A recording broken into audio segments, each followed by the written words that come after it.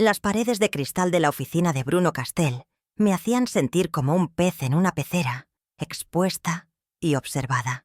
Él, nuestro gestor familiar, asentía con una profesionalidad vacía a cada palabra que salía de la boca de mi nuera.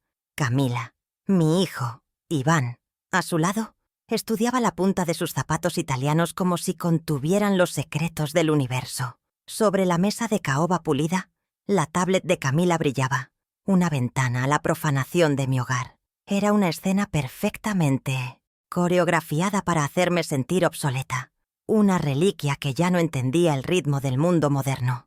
Pero en mi regazo, mis manos descansaban sobre una carpeta de cuero marrón, vieja y gastada, cuyo contenido ellos ni siquiera podían empezar a imaginar. Camila deslizó la tablet por la mesa hasta detenerla frente a mí. En la pantalla, sonrisas de extraños en mi jardín, brindando con mis copas. «Clara, son solo huéspedes», dijo con esa dulzura empalagosa que usaba como arma.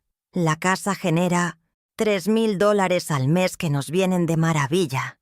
Deberías agradecernos por modernizar tus finanzas». Su sonrisa era condescendiente, la de una maestra explicando una lección simple a una niña lenta.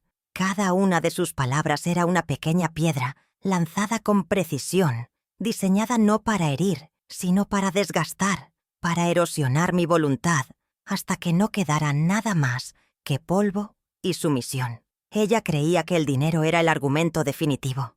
Mi voz, cuando respondí, sonó más serena de lo que me sentía. No tembló, no vaciló. «Esa casa no es un negocio, Camila. Es mi hogar». Hice una pausa, dejando que el peso de esa simple verdad llenara el silencio tenso de la oficina. Luego, la miré directamente a los ojos, sin parpadear. «Y el dinero no es tuyo». El cambio en su rostro fue casi imperceptible, un endurecimiento minúsculo de su mandíbula, la pérdida de una fracción de segundo de su compostura. Sabía que había tocado un nervio, la verdad desnuda que su elaborado discurso intentaba ocultar. Bruno, el gestor, se aclaró la garganta, incómodo, validando el pragmatismo de Camila con un gesto vago, tratándome como a una anciana sentimental. Iván seguía sin levantar la vista. Su silencio era su complicidad, un grito ensordecedor de cobardía. Él sabía la historia de cada ladrillo de esa casa, el sudor y las noches en vela que representaba, y aún así permitía que su esposa la vendiera al mejor postor por 30 monedas de plata al mes. ¿Realmente creían que me había vuelto tan invisible?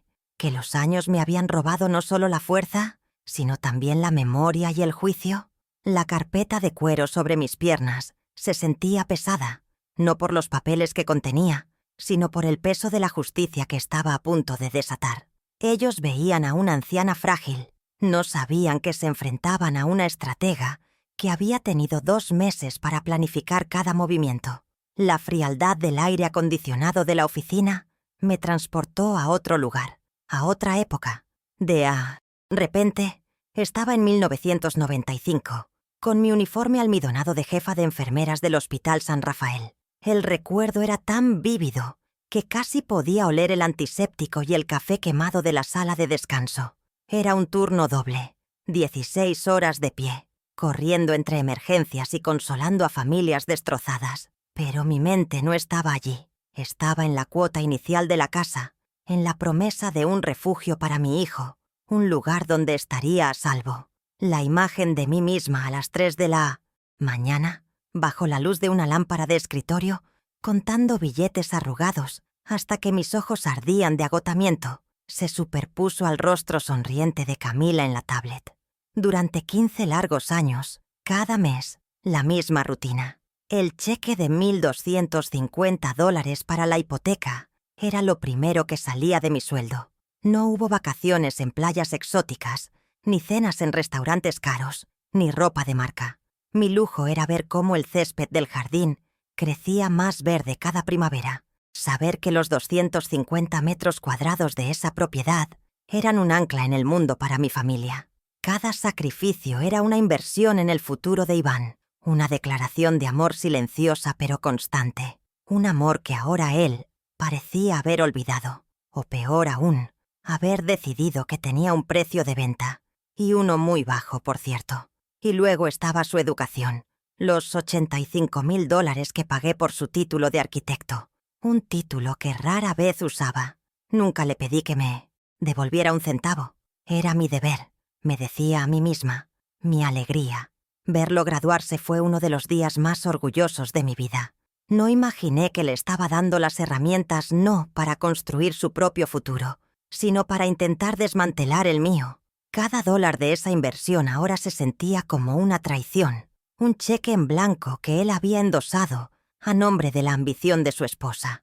¿Cómo se mide el interés de un corazón roto? En 2010, cuando ya estaba jubilada, usé una parte considerable de mis ahorros para su comodidad. $40.000 invertidos en la ampliación de la cocina y el jardín. Para que tengamos un lugar digno donde recibir a nuestros amigos, había dicho Camila. Y yo, en mi ceguera, creí que ese nosotros me incluía. Ella supervisó la obra con la autoridad de una dueña, eligiendo los azulejos italianos y los electrodomésticos de acero inoxidable, mientras yo me convertía en una espectadora en mi propia casa. Fue la primera vez que sentí que el suelo bajo mis pies, el mismo que tanto me había costado asegurar, comenzaba a ceder. Las pequeñas humillaciones se fueron acumulando como un veneno lento. Frases lanzadas al pasar, con una sonrisa que no llegaba a los ojos. «Mamá, tú no entiendes de esto. Déjanoslo a nosotros, que somos más jóvenes». El aislamiento sutil, la forma en que tomaron el control de mis cuentas bancarias con el pretexto de ayudarme a gestionarlas. Me trataban como a una niña, una carga adorable pero incompetente. Y yo, por amor a mi hijo, por mantener la paz, lo permití. ¿Cuándo se cruza la línea entre la paciencia y la estupidez? Me di cuenta de que había llegado a ese punto, y que era hora de dar media vuelta. La gota que derramó el vaso no fue un evento dramático, sino un simple extracto bancario que vi por casualidad. Un retiro considerable que no reconocí. Cuando pregunté, la respuesta de Camila fue tan condescendiente y evasiva que la verdad me golpeó con la fuerza de un diagnóstico terminal. No, era ayuda. Era un saqueo silencioso y metódico. Esa misma tarde, mientras ellos estaban fuera, busqué en la agenda de mi difunto esposo y encontré el número de David Rivas, nuestro viejo amigo y abogado. Marcar su número fue como tomar la primera bocanada de aire después de haber estado a punto de ahogarme. La consulta con David fue el 12 de marzo. Su oficina, a diferencia de la de Bruno, era un refugio de madera oscura y libros gastados. Olía a papel viejo y a confianza. No me miró con lástima, sino con un respeto que creía haber perdido. Le conté todo, sin adornos ni dramatismo, presentando los hechos como lo habría hecho en un informe de enfermería. Él escuchó en silencio, asintiendo de vez en cuando, su rostro serio pero compasivo.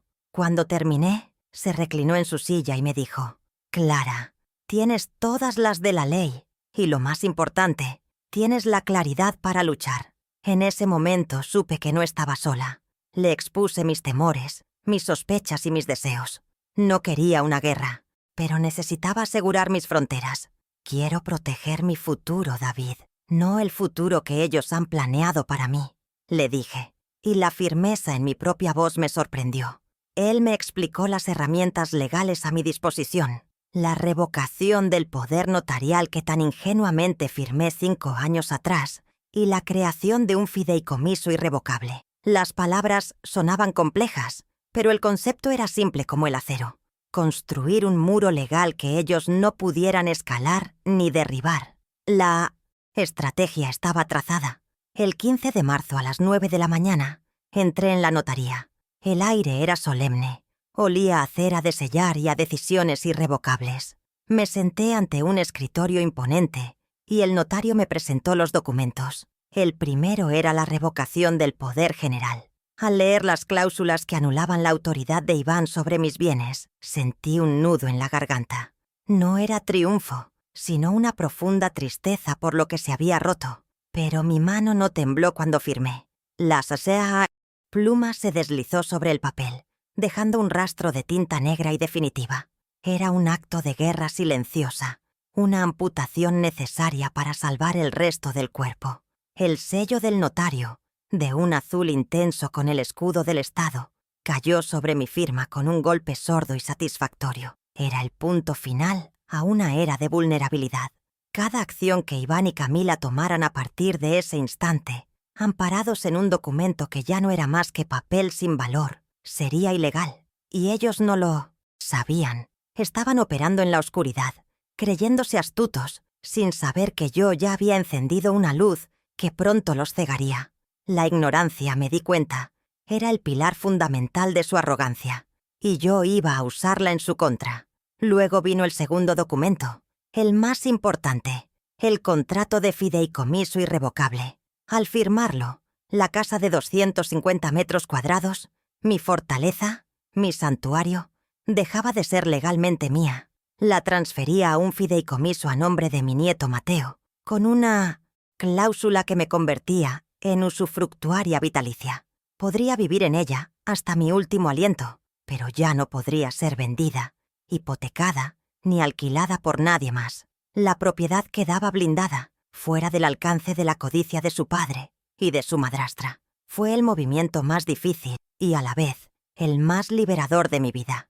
Dejé la notaría con las copias autenticadas en mi carpeta de cuero y fui directamente al banco.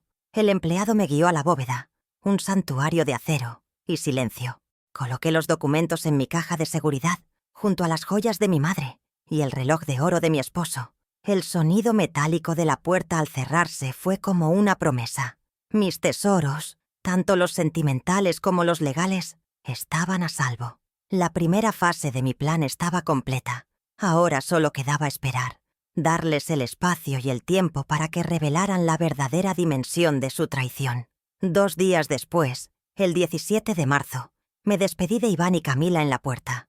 Les dije que iba a cuidar de mi hermana enferma en el norte, que estaría fuera al menos 2 meses. La preocupación en sus rostros era una máscara mal ajustada que no lograba ocultar el brillo de oportunidad en sus ojos. Camila me abrazó, un gesto frío y calculador. «Cuídate mucho, Clarita. No te preocupes por nada aquí.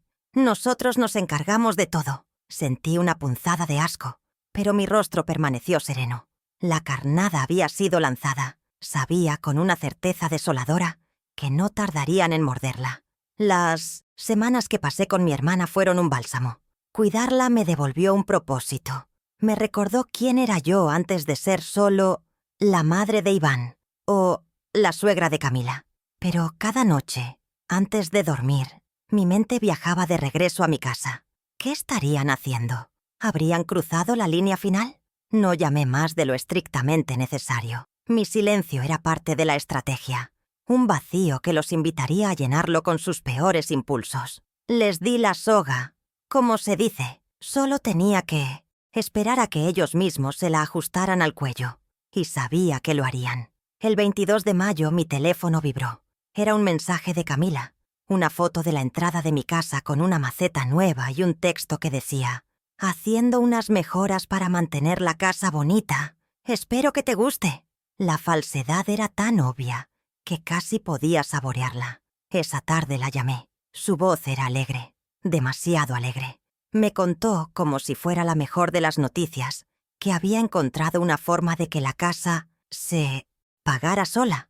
Habló de huéspedes selectos y de ingresos pasivos. Usó la palabra optimizar 3 veces. Grabé cada palabra, cada inflexión de su tono triunfalista. La prueba estaba servida. Después de colgar, me quedé mirando por la ventana durante mucho tiempo. La rabia que sentí no era caliente ni explosiva, sino fría y afilada como un bisturí. La humillación de la oficina de Bruno era solo la punta del iceberg. Esto era una invasión en toda regla. Extraños durmiendo en mi cama, usando las tazas de té que mi esposo me regaló, sentándose en mi sillón. Mi hogar, mi refugio, convertido en un hotel anónimo por $3,000 al mes. Era el momento de activar la segunda fase del plan. Era el momento de llamar a Mateo. Mi nieto Mateo siempre fue un muchacho silencioso y observador. A sus 19 años, veía el mundo a través de los ojos de un artista, notando los detalles y las verdades que los demás ignoraban. En las reuniones familiares, a menudo lo encontraba mirándome. Una mirada de comprensión y apoyo silencioso que valía más que 1000 palabras. Sabía que podía confiar en él, no solo por nuestro vínculo, sino porque él, a diferencia de su padre, aún sabía distinguir entre el bien y el mal. Le envié un mensaje corto, pidiéndole un favor discreto y muy específico. Le pedí que, cuando tuviera la oportunidad, accediera a la computadora familiar y buscara cualquier registro relacionado con los alquileres de la casa. Sabía que Camila, en su arrogancia, sería descuidada. No le di detalles de mi plan, solo le dije que necesitaba entender lo que estaba pasando. La respuesta de Mateo fue inmediata. «Claro, abuela, lo que necesites». No hizo preguntas. Esa confianza incondicional me dio la fuerza que necesitaba para seguir adelante. Tenía un aliado dentro del territorio enemigo, y eso lo cambiaba todo. 2 días después, mi teléfono recibió una notificación. Eran varias fotografías enviadas por Mateo, imágenes nítidas de la pantalla de la computadora. Eran los extractos bancarios de una cuenta a nombre exclusivo de Camila Rocha. Allí estaban, en blanco y negro, transferencias mensuales de Airbnb, una por $3,000, otra por 3,150. El dinero no iba a una cuenta familiar, ni se usaba para el mantenimiento de la casa. Iba directamente a su bolsillo. Era un robo, simple y llano. Imprimí esas imágenes, cada una un clavo más en el ataúd de su engaño. Mientras sostenía las pruebas en mi mano, escuché una conversación que Mateo había grabado discretamente. Era la voz de Camila, hablando por teléfono con una amiga. «La abuela ya no está bien de la cabeza», decía, con una risa cruel. «Iván y yo tenemos que tomar las decisiones difíciles. Es por su propio bien, pobrecita». El descaro me dejó sin aliento. No solo me robaban, sino que estaban construyendo una narrativa para justificarlo, pintándome como una anciana senil e incompetente. El riesgo ya no era solo patrimonial, era existencial. Estaban tratando de borrarme, de anular mi identidad para quedarse con todo. La última pieza del rompecabezas llegó en forma de un correo electrónico que Mateo encontró. Era un borrador que Camila le había enviado a Iván. El asunto era planes a futuro. En él hablaba de contactar agencias inmobiliarias de lujo para evaluar el potencial de mercado de la propiedad, valorada en $750,000. Incluso mencionaba la posibilidad de usar el poder notarial para acelerar la venta. Y la frase final me heló la sangre. «Y si se pone difícil, siempre podemos explorar opciones para su cuidado a tiempo completo». El asilo, la amenaza final, la libertad estaba en juego. Con todas las pruebas en mi poder, regresé a casa una semana antes de lo previsto. Mi llegada fue una sorpresa. La expresión en el rostro de Camila cuando abrí la puerta con mi propia llave fue una mezcla de shock y pánico mal disimulado. Fingí no notar a los huéspedes que salían apresuradamente por la puerta trasera. Mantuve la compostura, les dije que los había extrañado y que quería celebrar mi regreso con una cena familiar especial el domingo por la noche. «Tengo una propuesta importante que discutir con ustedes», dije, con una sonrisa serena. La carnada final. Sabía que la mención de una propuesta importante sería irresistible para Camila. Su mente, sin duda, voló hacia la venta de la casa, imaginando que mi viaje me había hecho entrar en razón. Pasé el sábado preparando la cena. Cociné su plato favorito, estofado de res con vino tinto, el mismo que preparaba en los cumpleaños de Iván cuando era niño. Puse la mesa con mi mejor vajilla, la que solo usaba en ocasiones especiales. La casa olía a hogar, a reconciliación, a normalidad. Creé un escenario de falsa seguridad, un teatro donde ellos serían los actores principales, sin saber que yo había escrito el acto final. El domingo a las 8 de la noche, nos sentamos a la mesa. Iván parecía tenso, pero Camila estaba radiante, segura de su victoria. Llené sus copas de vino, brindamos por mi regreso y por la familia. Durante la cena, los dejé hablar. Expusieron su brillante plan, vender la casa, que según ellos era demasiado grande y anticuada para mí, y mudarnos todos a un apartamento moderno y lujoso. «Sería mucho más práctico para tu edad, mamá», dijo Iván, finalmente atreviéndose a mirarme a los ojos. Camila asentía, añadiendo detalles sobre las amenidades del edificio y la plusvalía de la inversión. Escuché pacientemente hasta que terminaron su presentación. Dejé que el silencio se asentara en el comedor. un silencio cargado de sus expectativas y mi conocimiento. Luego, con un movimiento lento y deliberado, coloqué mi servilleta sobre la mesa y acerqué la carpeta de cuero marrón que había dejado en una silla cercana. La abrí. La primera hoja que saqué fue una copia de la escritura original de la propiedad, con sus bordes amarillentos por el tiempo. La deslicé sobre el mantel de lino hasta que quedó frente a ellos. Curioso, dije en voz baja, porque aquí dice que la única persona que puede decidir sobre esta casa soy yo. Iván parpadeó, confundido. Camila frunció el ceño. Su sonrisa de anfitriona perfecta se desvaneció. Clara, eso es un formalismo, dijo, tratando de recuperar el control. Iván tiene el poder notarial para actuar por tu bien. Lo firmaste tú misma. Fue la frase que estaba esperando. La señal para mi siguiente movimiento. Ah, el poder notarial, repliqué, mi voz aún tranquila. Saqué el segundo documento de la carpeta. La revocación, con el sello azul y brillante del notario, en un lugar prominente. La deslicé sobre la escritura. Tenían, en pasado, este poder fue revocado el 15 de marzo. Cada acción que tomaron desde entonces es ilegal. El color desapareció del rostro de Camila. Miró el documento como si fuera una serpiente. Iván abrió la boca, pero no emitió ningún sonido. El aire en la habitación se volvió denso, pesado. Antes de que pudieran recuperarse, saqué el siguiente juego de papeles. Los extractos bancarios impresos que Mateo me había enviado. Los extendí como si fueran cartas de un juego que ya había ganado. «¿Y este dinero, Camila?», dije, señalando las transferencias de Airbnb. «Tendrá que ser devuelto, con intereses. A esto no se le llama gestionar, se le llama robar». La palabra resonó en el silencio del comedor. El golpe final fue el más devastador. Saqué el último documento, el contrato de fideicomiso. Lo coloqué suavemente sobre la pila de pruebas. Y para que no haya futuras tentaciones, ni discusiones sobre mi competencia o mi bienestar, expliqué mirando a mi hijo directamente a los ojos. La casa ya no me pertenece. Está en un fideicomiso para Mateo. Yo solo tengo el derecho de vivir aquí hasta mi último día. La discusión se terminó. Para siempre. El rostro de Iván se descompuso por completo. La comprensión de que no solo había perdido la casa, sino que su propio hijo había sido elegido por encima de él. La primera consecuencia fue inmediata y financiera. «Iván», dije, mi voz cortante por primera vez, «tu tarjeta de crédito suplementaria, la que está vinculada a mi cuenta, fue cancelada esta mañana». Luego me volví hacia Camila, que me miraba con puro odio. «Y Camila, mañana a primera hora un transportista recogerá el Mercedes-Benz C300 blanco. También está así a mi nombre. Supongo que tendrás que acostumbrarte al transporte público». El símbolo de su estatus, su trofeo de la vida que creía haber asegurado, le sería arrebatado. Al amanecer, el impacto fue visible, un golpe físico que la hizo encogerse.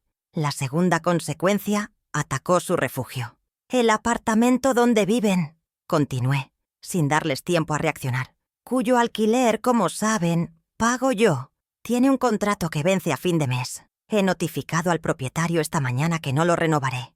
Tienen 30 días para encontrar otro lugar donde vivir». El pánico en los ojos de Iván era palpable. «Mamá, nos vas a dejar en la calle», gritó, su voz finalmente quebrándose.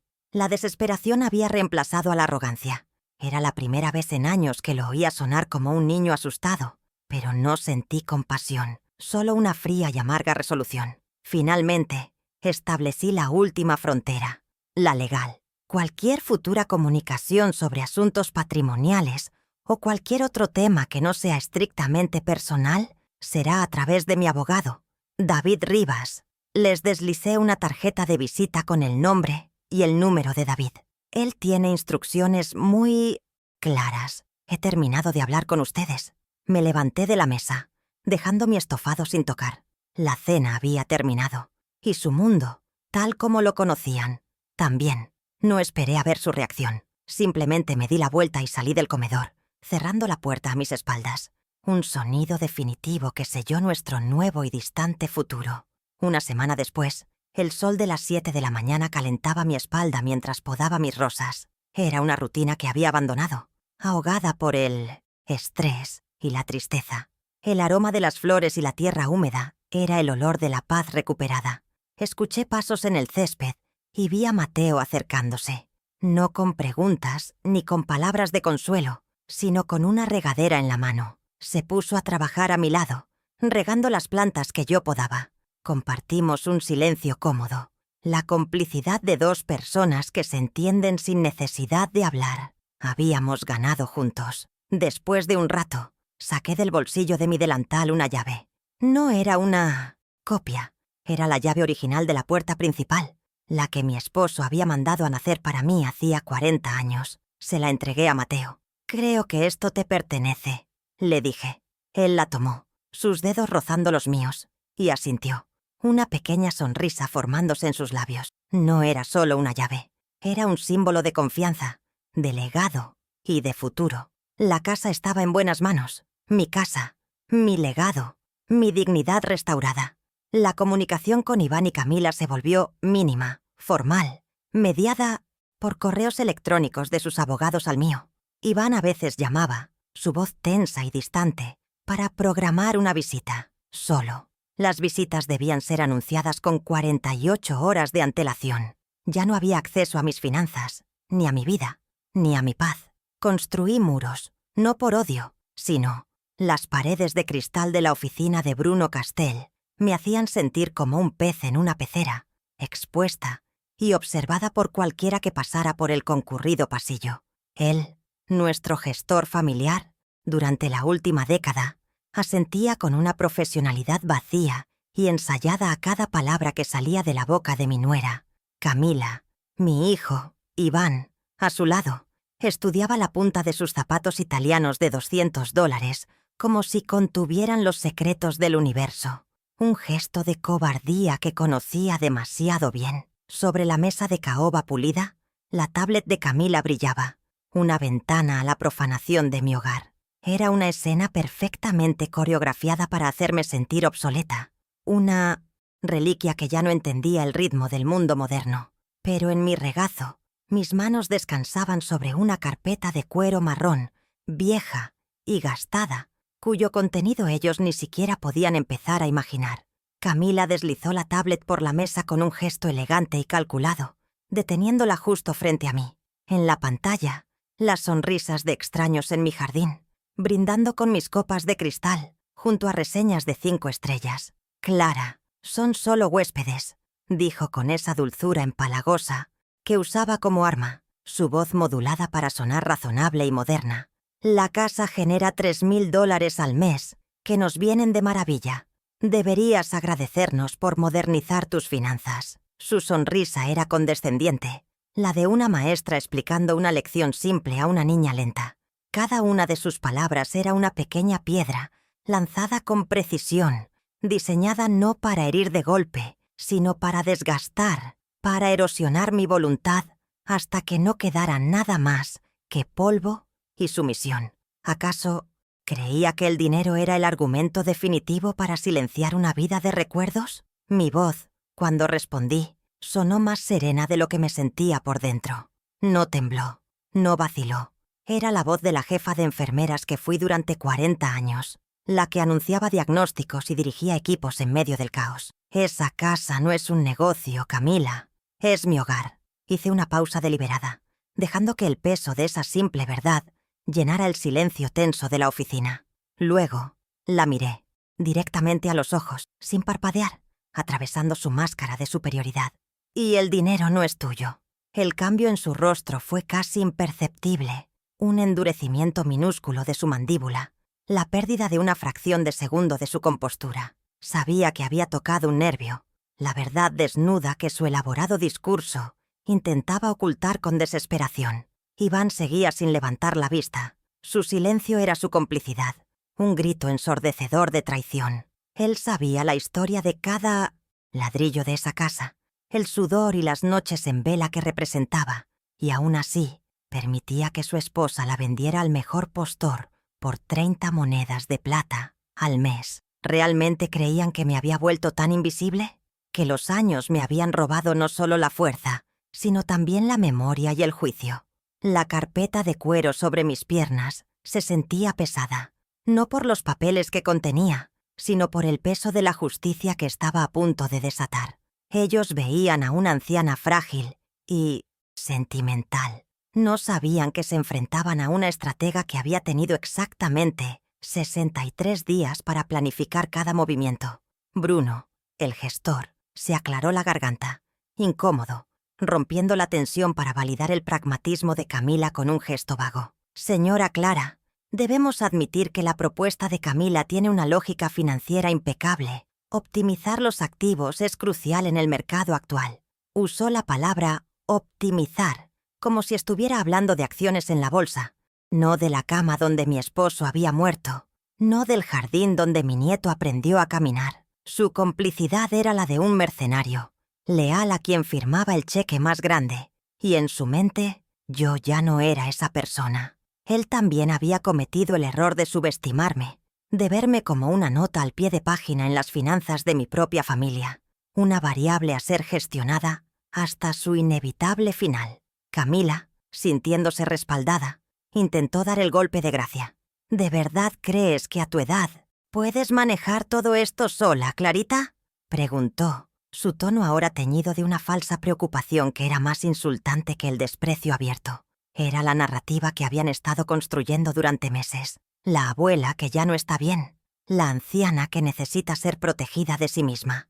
Pero al mirarla, solo pude pensar en la ironía. Ella creía estar en control, manejando la situación desde su brillante tablet, sin saber que el verdadero poder no estaba en la pantalla, sino en el papel, amarillento, y los sellos notariales que descansaban silenciosamente dentro de mi carpeta de cuero. Su arrogancia era su mayor debilidad, y yo estaba a punto de convertirla en mi arma más poderosa. Me levanté lentamente, mi movimiento atrayendo todas las miradas. No dije nada más. No había nada más que decir en ese foro. Ajusté la carpeta bajo mi brazo, un gesto que se sintió como enfundar un arma cargada. Le di a mi hijo una última mirada, no de ira, sino de una profunda y helada decepción. Luego miré a Camila, cuya sonrisa victoriosa empezaba a flaquear ante mi inexplicable calma. «Gracias por la presentación, Bruno», dije, mi voz cortando el aire.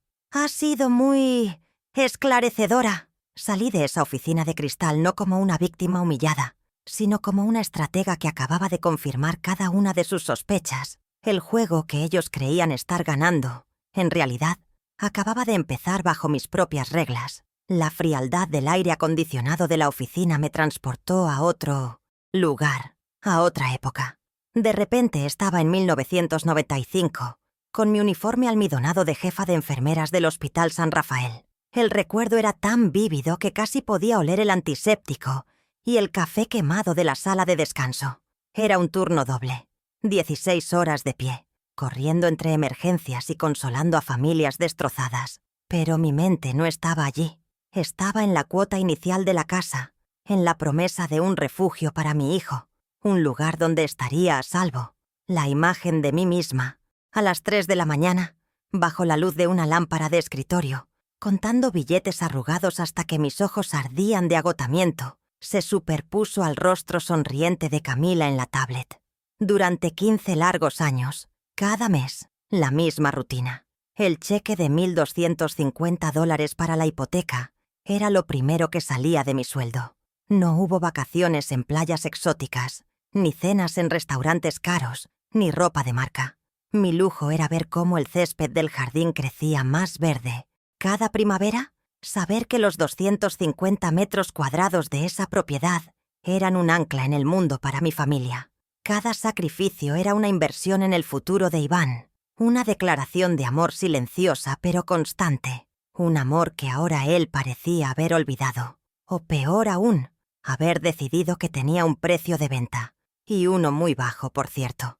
Y luego estaba su educación. Los $85,000 que pagué por su título de arquitecto, un título que rara vez usaba. Nunca le pedí que me devolviera un centavo. Era mi deber, me decía a mí misma, mi alegría. Verlo graduarse, con su toga y birrete, fue uno de los días más orgullosos de mi vida. No imaginé que le estaba dando las herramientas no para construir su propio futuro, sino para intentar desmantelar el mío. Cada dólar de esa inversión ahora se sentía como una traición, un cheque en blanco que él había endosado a nombre de la ambición de su esposa. ¿Cómo se mide el interés de un corazón roto? En 2010, cuando ya estaba jubilada, usé una parte considerable de mis ahorros para su comodidad, $40,000 invertidos en la ampliación de la cocina y el jardín, para que tengamos un lugar digno donde recibir a nuestros amigos, había dicho Camila. Y yo, en mi ceguera, creí que ese nosotros me incluía. Ella supervisó la obra con la autoridad de una dueña, eligiendo los azulejos italianos y los electrodomésticos de acero inoxidable, mientras yo me convertía en una espectadora en mi propia casa. Fue la primera vez que sentí que el suelo bajo mis pies, el mismo que tanto me había costado asegurar, comenzaba a ceder. Las pequeñas humillaciones se fueron acumulando como un veneno lento, frases lanzadas al pasar, con una sonrisa que no llegaba a los ojos. «Mamá, tú no entiendes de esto. Déjanoslo a nosotros, que somos más jóvenes. El aislamiento sutil, la forma en que tomaron el control de mis cuentas bancarias con el pretexto de ayudarme a gestionarlas. Me trataban como a una niña, una carga adorable pero incompetente. Y yo, por amor a mi hijo, por mantener la paz, lo permití. ¿Cuándo se cruza la línea entre la paciencia y la estupidez? Me di cuenta de que había llegado a ese punto y que era hora de dar media vuelta. La gota que derramó el vaso no fue un evento dramático, sino un simple extracto bancario que vi por casualidad, un retiro considerable que no reconocí. Cuando pregunté, la respuesta de Camila fue tan condescendiente y evasiva que la verdad me golpeó con la fuerza de un diagnóstico terminal. No era ayuda, era un saqueo silencioso y metódico. Esa misma tarde, mientras ellos estaban fuera, busqué en la agenda de mi difunto esposo y encontré el número de David Rivas, nuestro viejo amigo y abogado. Marcar su número fue como tomar la primera bocanada de aire después de haber estado a punto de ahogarme. La consulta con David fue el 12 de marzo. Su oficina, a diferencia de la de Bruno, era un refugio de madera oscura y libros gastados. Olía a papel viejo y a confianza. No me miró con lástima, sino con un respeto que creía haber perdido. Le conté todo, sin adornos ni dramatismo, presentando los hechos como lo habría hecho en un informe de enfermería. Él escuchó en silencio, asintiendo de vez en cuando, su rostro serio pero compasivo. Cuando terminé, se reclinó en su silla y me dijo: «Clara, tienes todas las de la ley, y lo más importante, tienes la claridad para luchar». En ese momento supe que no estaba sola. Le expuse mis temores, mis sospechas y mis deseos. No quería una guerra, pero necesitaba asegurar mis fronteras. «Quiero proteger mi futuro, David, no el futuro que ellos han planeado para mí», le dije, y la firmeza en mi propia voz me sorprendió. Él me explicó las herramientas legales a mi disposición, la revocación del poder notarial que tan ingenuamente firmé 5 años atrás y la creación de un fideicomiso irrevocable. Las palabras sonaban complejas, pero el concepto era simple como el acero: construir un muro legal que ellos no pudieran escalar ni derribar. La estrategia estaba trazada. El 15 de marzo a las 9 de la mañana entré en la notaría. El aire era solemne, olía a cera de sellar y a decisiones irrevocables. Me senté ante un escritorio imponente y el notario me presentó los documentos. El primero era la revocación del poder general. Al leer las cláusulas que anulaban la autoridad de Iván sobre mis bienes, sentí un nudo en la garganta. No era triunfo, sino una profunda tristeza por lo que se había roto. Pero mi mano no tembló cuando firmé. La pluma se deslizó sobre el papel, dejando un rastro de tinta negra y definitiva. Era un acto de guerra silenciosa, una amputación necesaria para salvar el resto del cuerpo. El sello del notario, de un azul intenso con el escudo del Estado, cayó sobre mi firma con un golpe sordo y satisfactorio. Era el punto final a una era de vulnerabilidad. Cada acción que Iván y Camila tomaran a partir de ese instante, amparados en un documento que ya no era más que papel, sin valor, sería ilegal. Y ellos no lo sabían. Estaban operando en la oscuridad, creyéndose astutos, sin saber que yo ya había encendido una luz que pronto los cegaría. La ignorancia, me di cuenta, era el pilar fundamental de su arrogancia. y yo iba a usarla en su contra. Luego vino el segundo documento, el más importante, el contrato de fideicomiso irrevocable. Al firmarlo, la casa de 250 metros cuadrados, mi fortaleza, mi santuario, dejaba de ser legalmente mía. La transfería a un fideicomiso, nombre de mi nieto Mateo, con una cláusula que me convertía en usufructuaria vitalicia. Podría vivir en ella hasta mi último aliento, pero ya no podría ser vendida, hipotecada, ni alquilada por nadie más. La propiedad quedaba blindada, fuera del alcance de la codicia de su padre y de su madrastra. Fue el movimiento más difícil y, a la vez, el más liberador de mi vida. Dejé la notaría con las copias autenticadas en mi carpeta de cuero y fui directamente al banco. El empleado me guió a la bóveda, un santuario de acero y silencio. Coloqué los documentos en mi caja de seguridad, junto a las joyas de mi madre y el reloj de oro de mi esposo. El sonido metálico de la puerta al cerrarse fue como una promesa. Mis tesoros, tanto los sentimentales como los legales, estaban a salvo. La primera fase de mi plan estaba completa. Ahora solo quedaba esperar, darles el espacio y el tiempo para que revelaran la verdadera dimensión de su traición. 2 días después, el 17 de marzo, me despedí de Iván y Camila en la puerta. Les dije que iba a cuidar de mi hermana enferma en el norte, que estaría fuera al menos 2 meses. La preocupación en sus rostros era una máscara mal ajustada que no lograba ocultar el brillo de oportunidad en sus ojos. Camila me abrazó, un gesto frío y calculador. Cuídate mucho, Clarita. No te preocupes por nada aquí. Nosotros nos encargamos de todo. Sentí una punzada de asco, pero mi rostro permaneció sereno. La carnada había sido lanzada. Sabía, con una certeza desoladora, que no tardarían en morderla. Las semanas que pasé con mi hermana fueron un bálsamo. Cuidarla me devolvió un propósito. Me recordó quién era yo antes de ser solo la madre de Iván o la suegra de Camila. Pero cada noche, antes de dormir, mi mente viajaba de regreso a mi casa. ¿Qué estarían haciendo? ¿Habrían cruzado la línea final? No llamé más de lo estrictamente necesario. Mi silencio era parte de la estrategia, un vacío que los invitaría a llenarlo con sus peores impulsos. Les di la soga, como se dice. Solo tenía que esperar a que ellos mismos se la ajustaran al cuello, y sabía que lo harían. El 22 de mayo, mi teléfono vibró. Era un mensaje de Camila, una foto de la entrada de mi casa con una maceta nueva y un texto que decía: haciendo unas mejoras para mantener la casa bonita. Espero que te guste. La falsedad era tan obvia que casi podía saborearla. Esa tarde la llamé. Su voz era alegre, demasiado alegre. Me contó como si fuera la mejor de las noticias que había encontrado una forma de que la casa se pagara sola.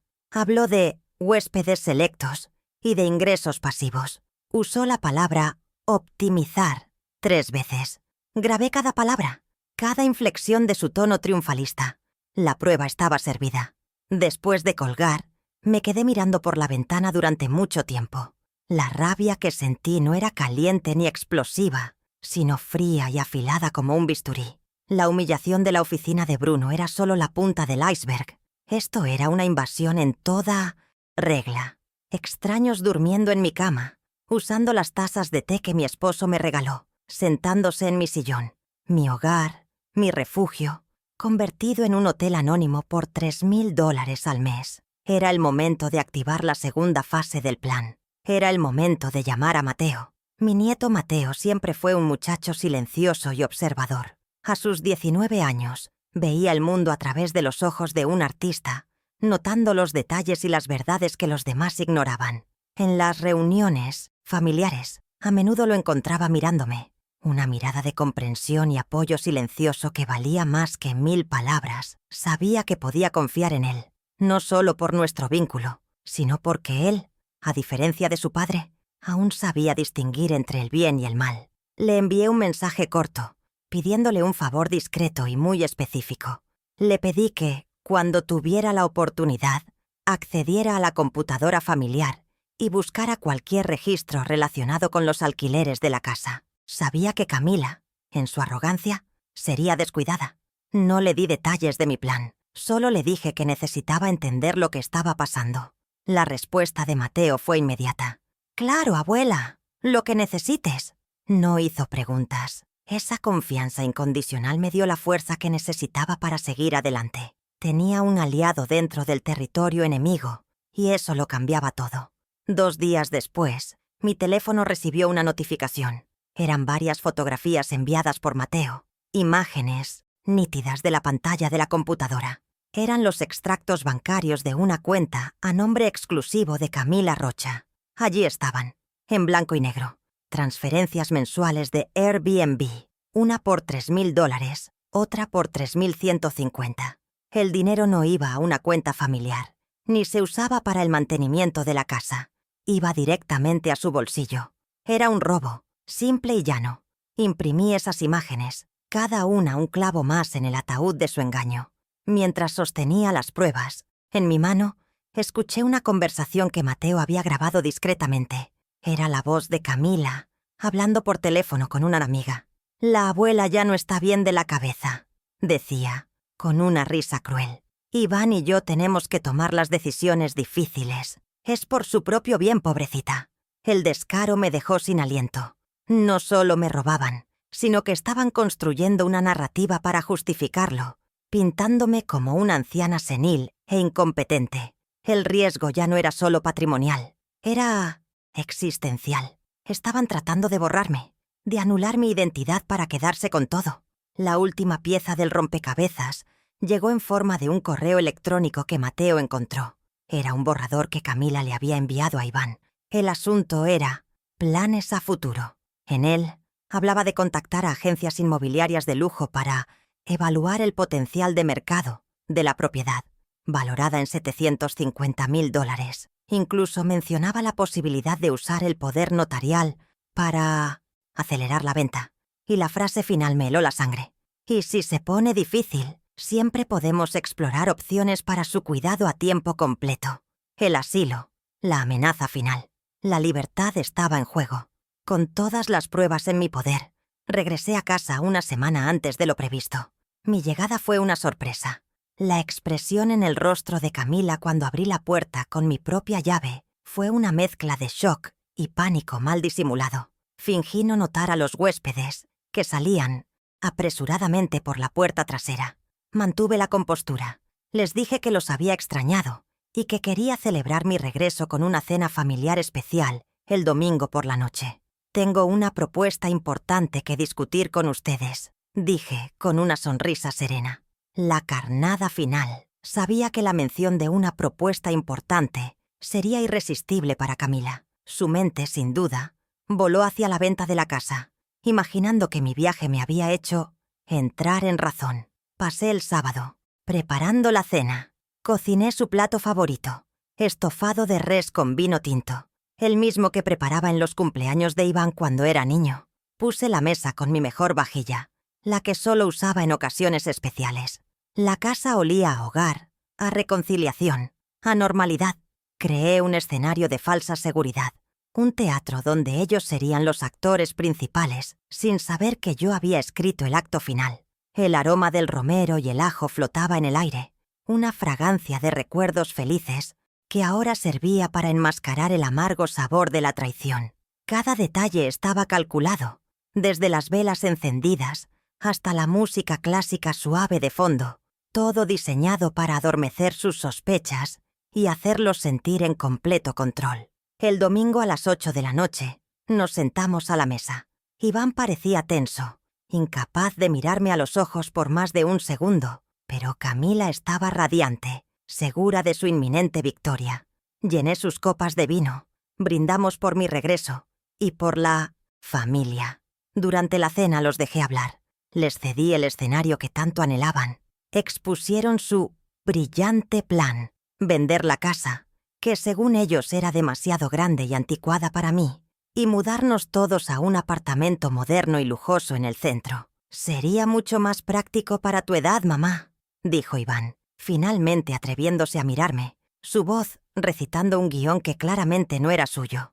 Camila asentía, añadiendo detalles sobre las amenidades del edificio y la plusvalía de la inversión. Escuché pacientemente hasta que terminaron su presentación. Dejé que el silencio se asentara en el comedor. Un silencio cargado de sus expectativas y mi conocimiento. Les permití saborear su supuesta victoria por unos segundos más. Luego, con un movimiento lento y deliberado, coloqué mi servilleta de lino sobre la mesa y acerqué la carpeta de cuero marrón que había dejado en una silla cercana. La abrí con la parsimonia de quien conoce el valor de cada segundo. La primera hoja que saqué fue una copia de la escritura original de la propiedad, con sus bordes amarillentos por el tiempo. La deslicé sobre el mantel de lino hasta que quedó frente a ellos. Curioso, dije en voz baja, porque aquí dice que la única persona que puede decidir sobre esta casa soy yo. Iván parpadeó, confundido por mi calma. Camila frunció el ceño. Su sonrisa de anfitriona perfecta se desvaneció, reemplazada por una máscara de impaciencia. Clara, eso es un formalismo, dijo, tratando de recuperar el control de la conversación. Iván tiene el poder notarial para actuar por tu bien.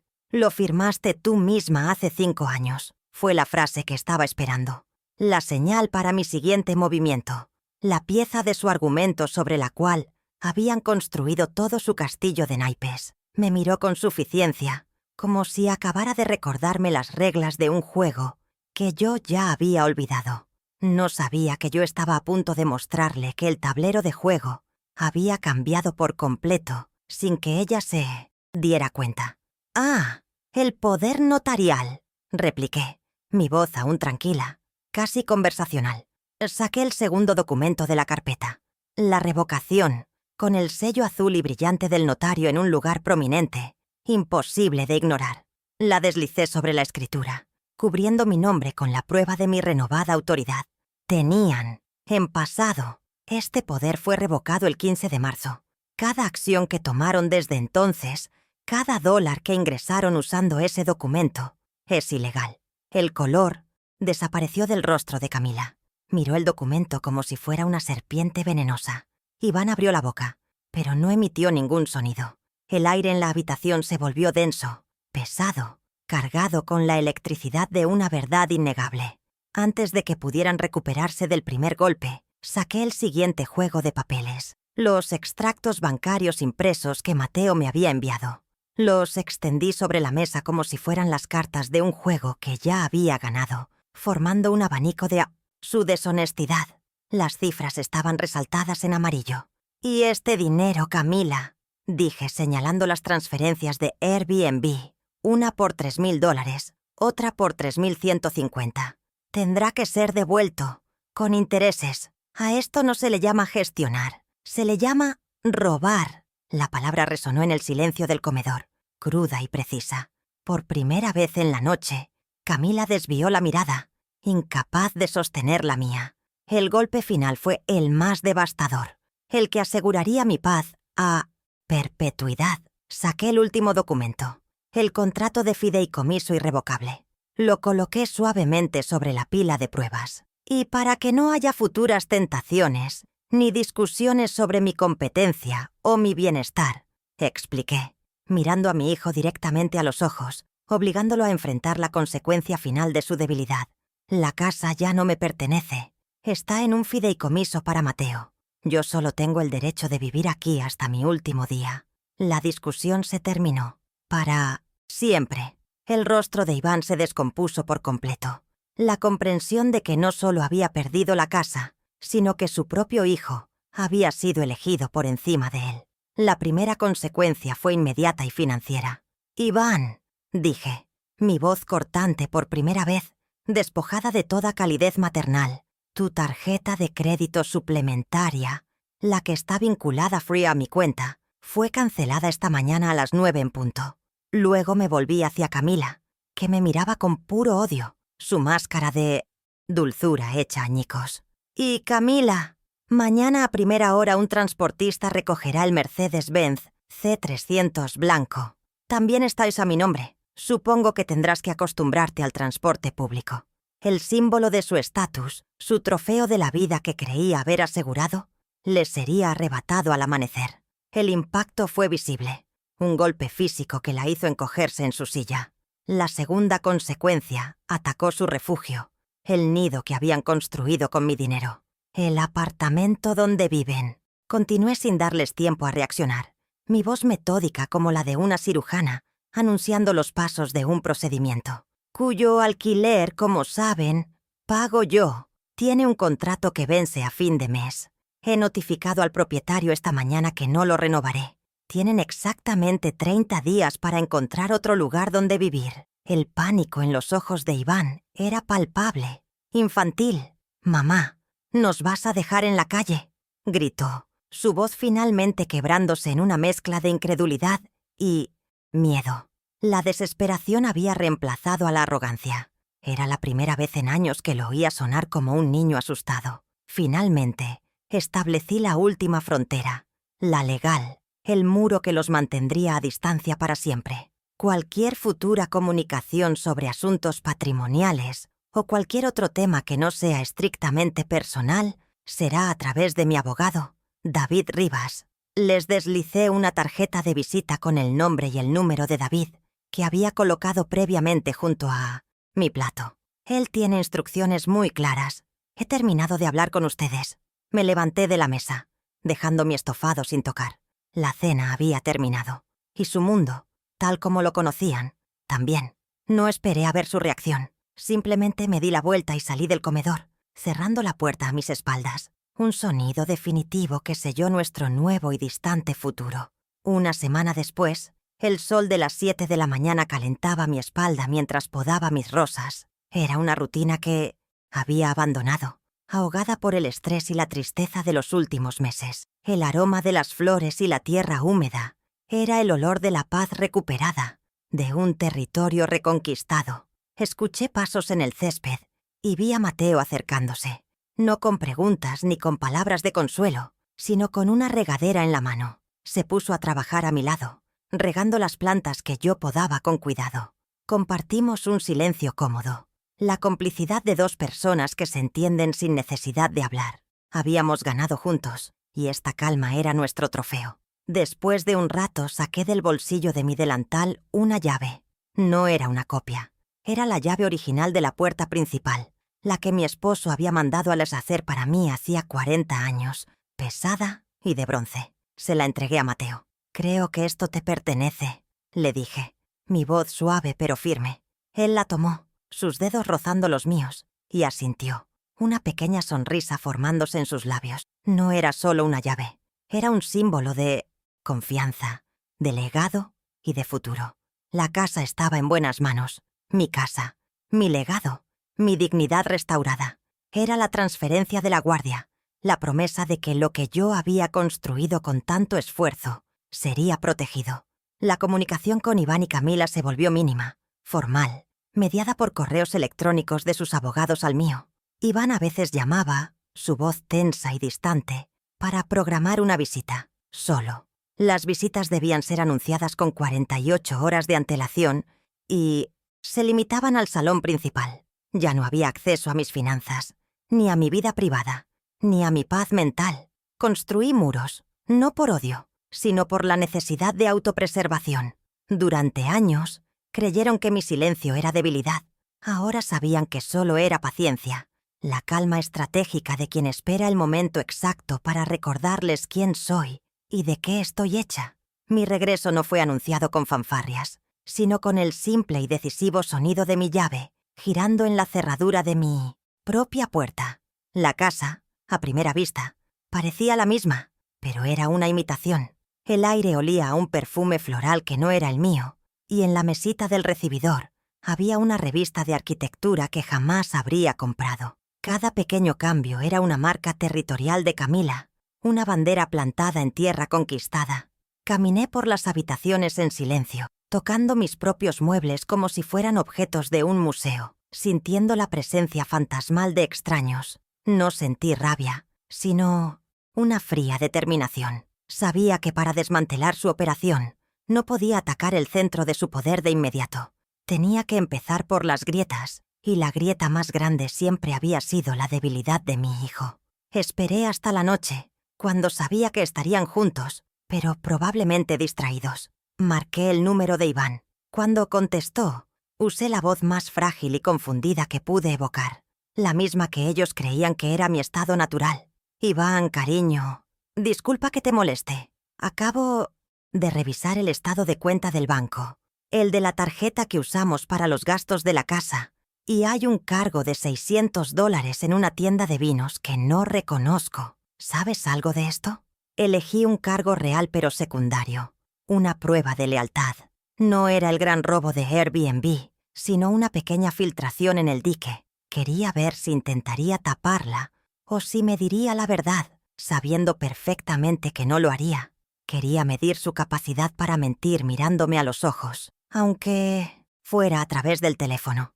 El silencio al otro lado de la línea fue elocuente. Pude oír su respiración entrecortada, el sonido de su mente buscando una excusa plausible.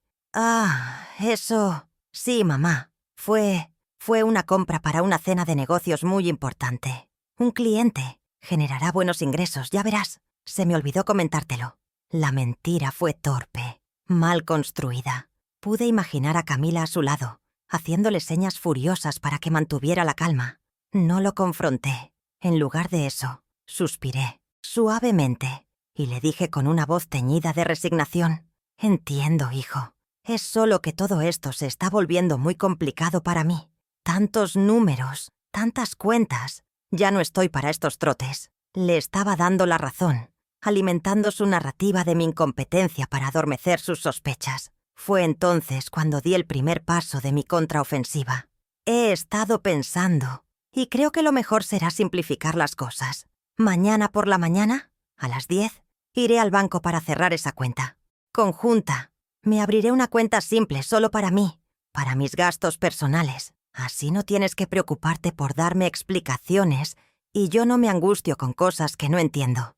Usé sus propias armas, su condescendencia, como un escudo. La propuesta sonaba lógica desde la perspectiva de la anciana senil que ellos habían creado. Le estaba ofreciendo una salida fácil, una solución que parecía beneficiarlos al quitarles una responsabilidad, pero sabía que el impacto real sería el de una bomba de tiempo. El control, por pequeño que fuera, estaba a punto de cambiar de manos. Pude casi sentir la onda de pánico que viajó de Iván a Camila. Seguramente, en cuanto colgó, le transmitió mi decisión. Me imaginé la escena. Camila, con el rostro contraído por la furia, acusándolo de ser un inepto por no haberme sabido manejar. Para ella, el cierre de esa cuenta no era una simple medida administrativa, era un acto de insurrección. Era la primera vez que yo tomaba una decisión financiera, unilateral en años. Era una pequeña piedra que se desprendía de la montaña, pero anunciaba la avalancha que se avecinaba. Su control, que creía en absoluto, acababa de mostrar su primera fisura, y sabía que ella reaccionaría con la sutileza de un animal acorralado, intentando reafirmar su dominio de inmediato. No pasaron ni 10 minutos cuando mi teléfono volvió a sonar. Era Camila. Su voz era un jarabe espeso de falsa preocupación. «Clarita, ¿cómo estás? Iván me contó tu idea de ir al banco. No, tienes que tomarte esa molestia, de verdad. Nosotros podemos encargarnos de todo por ti.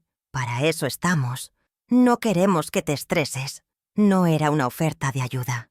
Era una orden directa envuelta en papel de seda. Estaba intentando anular mi decisión, tratándome como a una niña que ha tenido un capricho y necesita ser redirigida por un adulto. Esperaba que yo, como siempre, cediera ante la más mínima presión para mantener la paz. Pero la mujer que había cedido durante años ya no existía. Mi respuesta fue serena, pero cada palabra estaba forjada en acero. «Gracias por tu amabilidad, Camila, pero la decisión ya está tomada. Es mi dinero, después de todo, y creo que es hora de que vuelva a manejarlo yo misma. Si quieren acompañarme, estaré en la sucursal del centro a las 10 en punto. Sería bueno verlos». Y antes de que pudiera replicar, antes de que pudiera desplegar su arsenal de manipulación, colgué. El clic del teléfono fue el sonido más satisfactorio que había escuchado en mucho tiempo. Era el sonido de una puerta que se cerraba, la primera de muchas. Por primera vez, yo había terminado la conversación. Yo había establecido los términos. El equilibrio de poder, aunque fuera mínimamente, acababa de cambiar. A las 10 de la mañana siguiente, Yo ya estaba sentada en la oficina del gerente del banco, bebiendo un café. Llegué 15 minutos antes. Cuando Iván y Camila entraron, sus rostros eran un poema. Él parecía un niño a punto de ser regañado. Ella, una reina cuyo decreto había sido ignorado. En el territorio neutral y formal de una institución financiera, sus tácticas de intimidación doméstica se evaporaban. El gerente, un hombre de unos 50 años llamado señor Méndez, se dirigió a mí en todo momento. «Señora Suárez, ¿en qué puedo servirle?» Yo era la titular de la cuenta. Yo era la cliente. Camila intentó intervenir, pero el señor Méndez la detuvo con una mirada cortés pero firme. «Permita que la señora Suárez me explique, por favor». Procedimiento fue rápido y limpio. Firmé los formularios necesarios y el señor Méndez ejecutó la orden. La cuenta conjunta fue cerrada. El saldo total fue transferido a una nueva cuenta personal a mi nombre y solicité un cheque de gerencia por una parte del monto.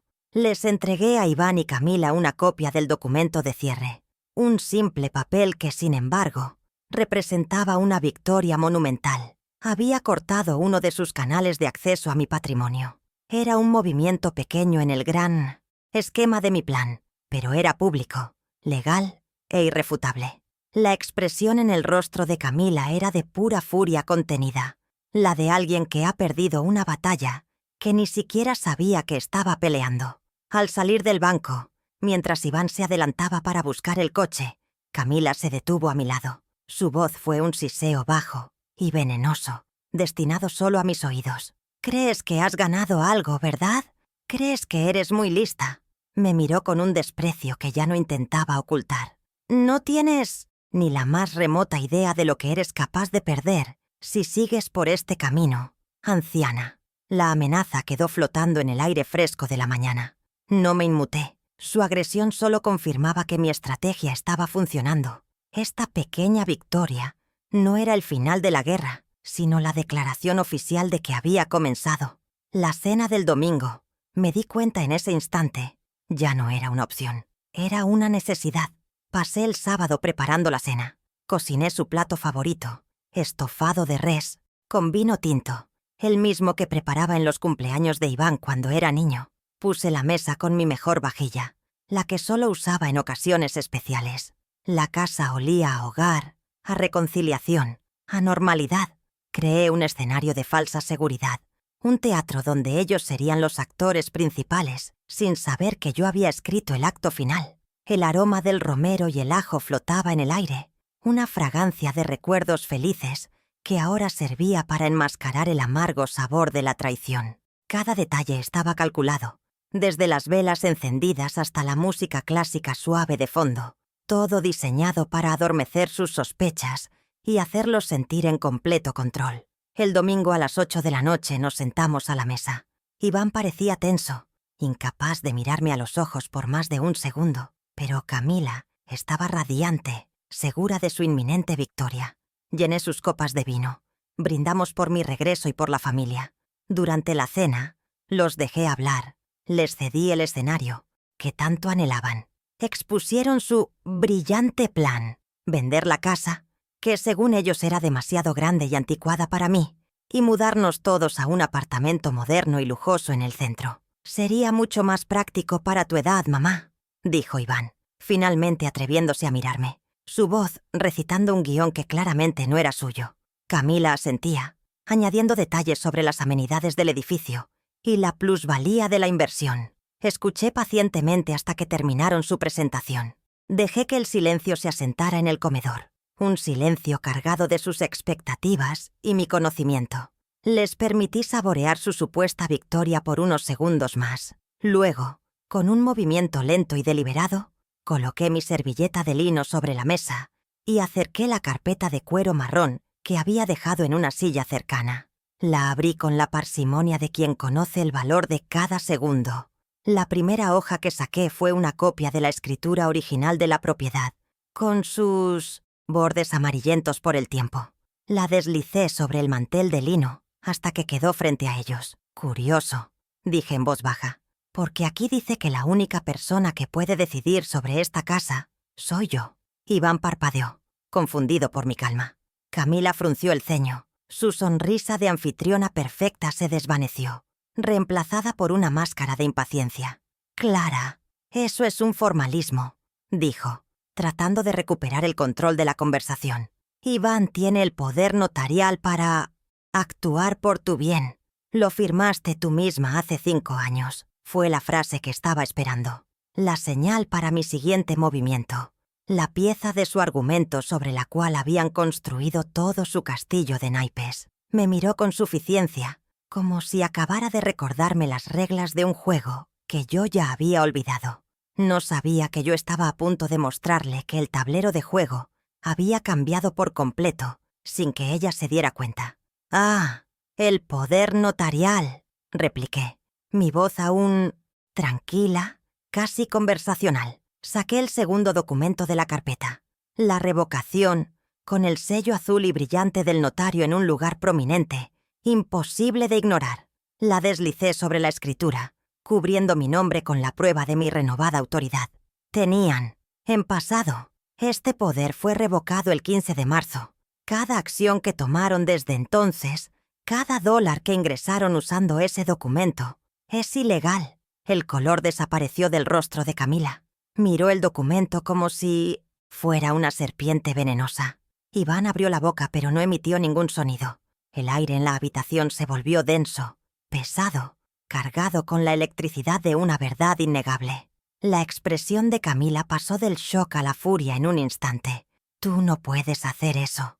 No sin consultarnos», siseó, su voz perdiendo toda su dulzura ensayada. La miré con una calma que parecía enfurecerla aún más. «No solo puedo, Camila, sino que lo hice, hace exactamente 2 meses y 11 días. Mientras ustedes planeaban cómo optimizar mis activos, yo estaba asegurándolos. Cada contrato de alquiler que firmaron, cada huésped que profanó mi hogar, lo hicieron amparados en un documento sin ningún valor legal. Eso, en términos sencillos, se llama fraude. Dejé que la palabra flotara entre nosotros, pesada y peligrosa. La amenaza ya no era implícita. Ahora tenía un nombre legal que ambos comprendían perfectamente. Antes de que pudieran recuperarse del primer golpe, saqué el siguiente juego de papeles, los extractos bancarios impresos que Mateo me había enviado. Los extendí sobre la mesa como si fueran las cartas de un juego que ya había ganado, formando un abanico de su deshonestidad. Las cifras estaban resaltadas en amarillo. «Y este dinero, Camila», dije, señalando las transferencias de Airbnb, una por $3,000, otra por 3,150. «Tendrá que ser devuelto, con intereses. A esto no se le llama gestionar, se le llama robar». La palabra resonó en el silencio del comedor, cruda y precisa. Por primera vez en la noche Camila desvió la mirada, incapaz de sostener la mía. Iván finalmente encontró su voz, aunque era un quejido desesperado. «Mamá, lo hicimos por el bien de todos. La casa es un gasto enorme». No lo dejé terminar. Mi paciencia se había agotado. «El único gasto enorme aquí ha sido el de tu educación y tu estilo de vida, Iván. Un estilo de vida que yo he financiado durante 45 años. Y parece que ni $85,000 en mi una carrera de arquitectura fueron suficientes para enseñarte a construir algo por ti mismo, en lugar de intentar demoler lo que yo construí para ti». Mis palabras lo golpearon como una bofetada, y su rostro se contrajo de vergüenza. El hijo cobarde finalmente fue expuesto frente a su esposa. El golpe final fue el más devastador, el que aseguraría mi paz a perpetuidad. Saqué el último documento, el contrato de fideicomiso irrevocable. Lo coloqué suavemente sobre la pila de pruebas. Y para que no haya futuras tentaciones, ni discusiones sobre mi competencia o mi bienestar, expliqué, mirando a mi hijo directamente a los ojos, obligándolo a enfrentar la consecuencia final de su debilidad. «La casa ya no me pertenece. Está en un fideicomiso para Mateo. Yo solo tengo el derecho de vivir aquí hasta mi último día». La discusión se terminó, para siempre. El rostro de Iván se descompuso por completo. La comprensión de que no solo había perdido la casa, sino que su propio hijo había sido elegido por encima de él. El silencio que siguió fue absoluto, roto solo por el tic-tac del reloj de péndulo en el vestíbulo, marcando el fin de una era. Iván tenía la mirada perdida, como si viera derrumbarse los cimientos de su vida. Camila, en cambio, me miraba con un odio puro, sin disimulo. La máscara había caído por completo, revelando el rostro de una depredadora que acababa de perder a su presa. Habían apostado todo a mi debilidad, a mi amor incondicional, sin entender que hasta el amor más profundo tiene un límite, y ellos lo habían cruzado hacía mucho tiempo. Ahora solo quedaba la fría aritmética de las consecuencias, y yo estaba a punto de presentarles la cuenta. La primera consecuencia fue inmediata y financiera. «Iván», dije, mi voz cortante por primera vez, despojada de toda calidez maternal, «tu tarjeta de crédito suplementaria, la que está vinculada a mi cuenta, fue cancelada esta mañana a las 9 en punto». Luego me volví hacia Camila, que me miraba con puro odio, su máscara de dulzura hecha añicos. «Y Camila, mañana a primera hora un transportista recogerá el Mercedes-Benz C300 blanco. También está a mi nombre. Supongo que tendrás que acostumbrarte al transporte público. El símbolo de su estatus, su trofeo de la vida que creía haber asegurado, le sería arrebatado al amanecer». El impacto fue visible, un golpe físico que la hizo encogerse en su silla. La segunda consecuencia atacó su refugio, el nido que habían construido con mi dinero. «El apartamento donde viven», continué, sin darles tiempo a reaccionar, mi voz metódica como la de una cirujana, anunciando los pasos de un procedimiento. «Cuyo alquiler, como saben, pago yo. Tiene un contrato que vence a fin de mes. He notificado al propietario esta mañana que no lo renovaré. Tienen exactamente 30 días para encontrar otro lugar donde vivir». El pánico en los ojos de Iván era palpable, infantil. «Mamá, ¿nos vas a dejar en la calle?», gritó, su voz finalmente quebrándose en una mezcla de incredulidad y miedo. La desesperación había reemplazado a la arrogancia. Era la primera vez en años que lo oía sonar como un niño asustado.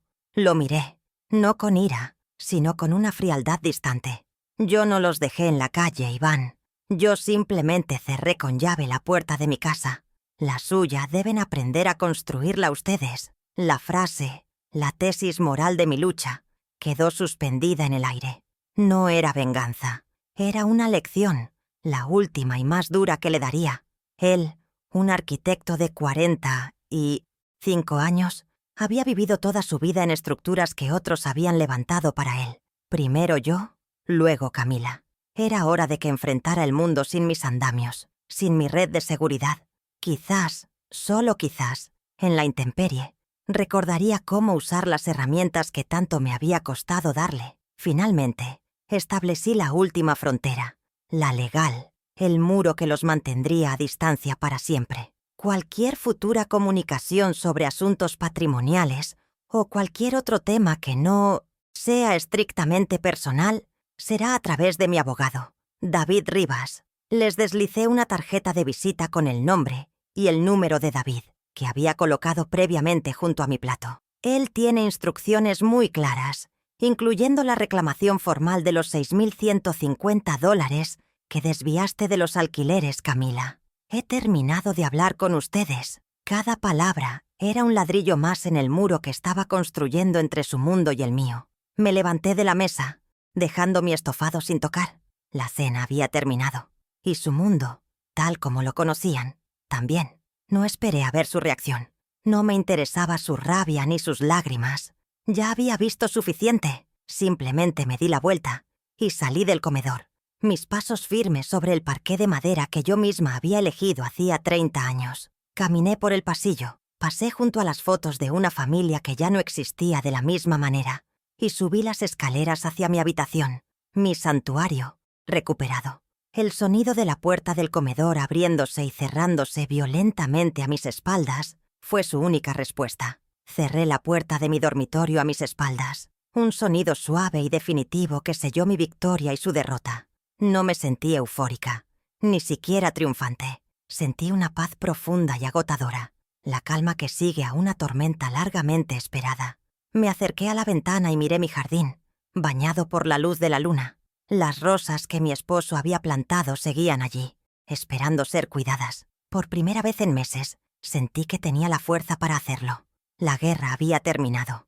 Había recuperado mi hogar, mi patrimonio y, lo más importante, a mí misma. El silencio de la casa era, por fin, el sonido de mi propia libertad. Una semana después, el sol de las 7 de la mañana calentaba mi espalda mientras podaba mis rosas. Era una rutina que había abandonado, ahogada por el estrés y la tristeza de los últimos meses. El aroma de las flores y la tierra húmeda era el olor de la paz recuperada, de un territorio reconquistado. Cada corte con las tijeras de podar era preciso, eliminando lo muerto para dejar que lo vivo floreciera. La casa a mis espaldas se sentía sólida, un ancla. Ya no era un campo de batalla, sino mi fortaleza. El silencio ya no era tenso, sino lleno de la promesa de un día que me pertenecía por completo. Desde el primer rayo de sol hasta el último canto del grillo, había recuperado no solo las paredes, sino el aire que se respiraba dentro de ellas. Escuché pasos en el césped y vi a Mateo acercándose, no con preguntas ni con palabras de consuelo, sino con una regadera en la mano. A sus 19 años, poseía una sabiduría silenciosa que su padre nunca había logrado alcanzar. Se puso a trabajar a mi lado, regando las plantas que yo podaba con cuidado. Compartimos un silencio cómodo, la complicidad de dos personas que se entienden sin necesidad de hablar, la de dos soldados que han ganado una guerra sin disparar un solo tiro. Su presencia no era una interrupción, sino una confirmación. La lealtad no siempre se grita. A veces, simplemente riega las flores junto a ti mientras el mundo se reordena. Él era la prueba de que algo bueno había sobrevivido al naufragio. Después de un rato saqué del bolsillo de mi delantal una llave. No era una copia recién hecha, sino la llave original de la puerta principal, la que mi esposo había mandado a hacer para mí hacía 40 años. Pesada y de bronce, con los bordes suavizados por décadas de uso. Se la entregué a Mateo.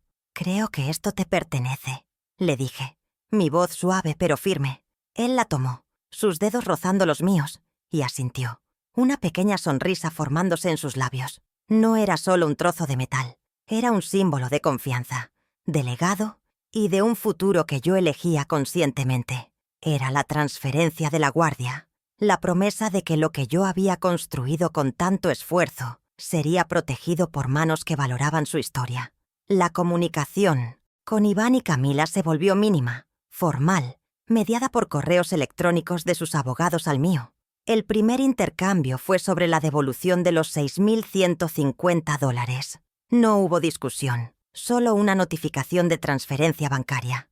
Iván a veces llamaba, su voz tensa y distante, para programar una visita, solo. Las visitas debían ser anunciadas con 48 horas de antelación y se limitaban al salón principal, como si fuera un visitante formal en la casa donde creció. Ya no había acceso a mis finanzas, ni a mi vida privada, ni a mi paz mental. Construí muros, no por odio, sino por la necesidad de autopreservación, la misma que me enseñó a poner un torniquete para detener una hemorragia.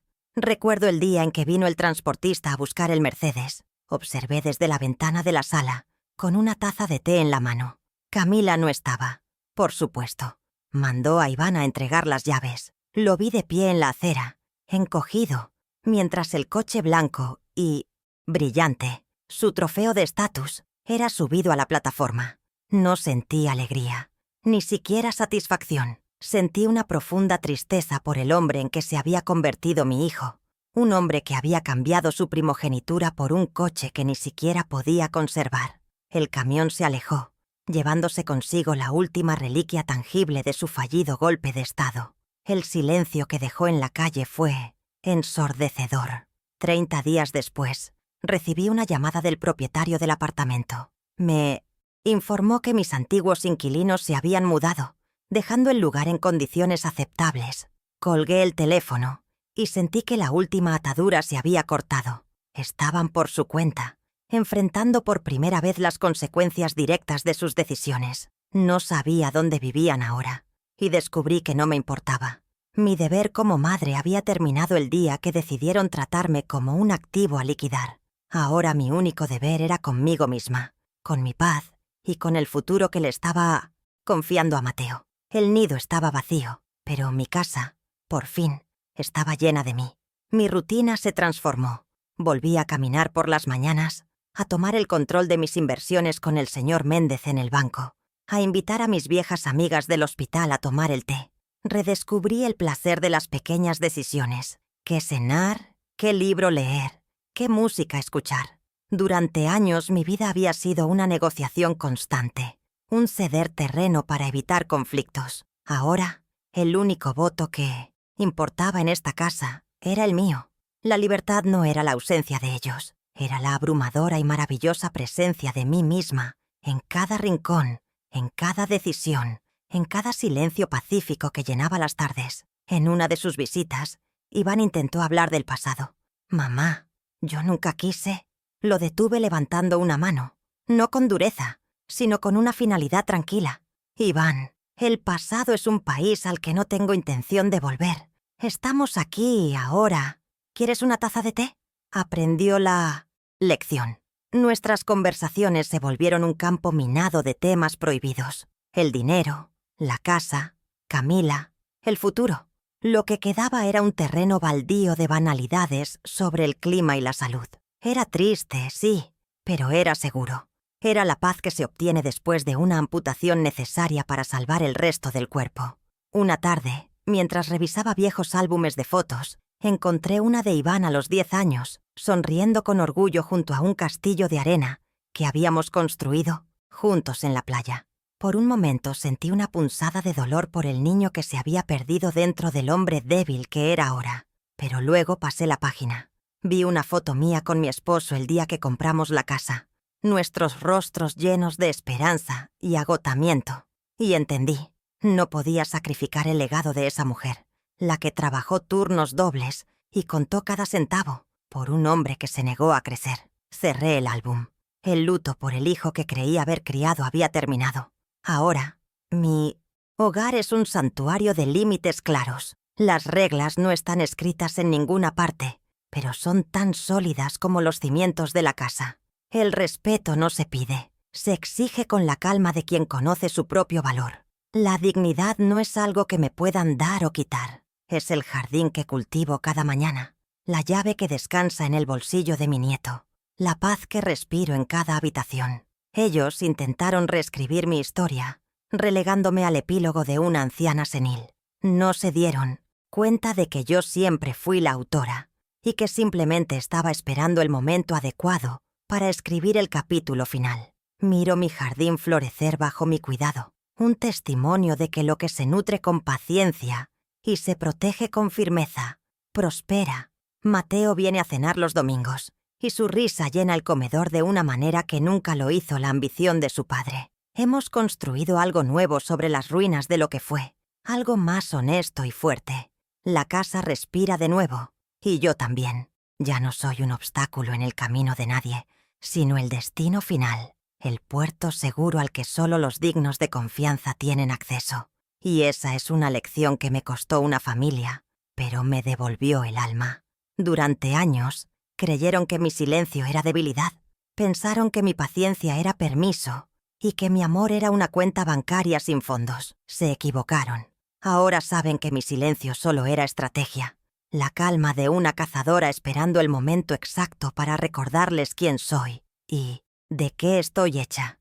Yo no construí esta casa para que fuera un campo de batalla.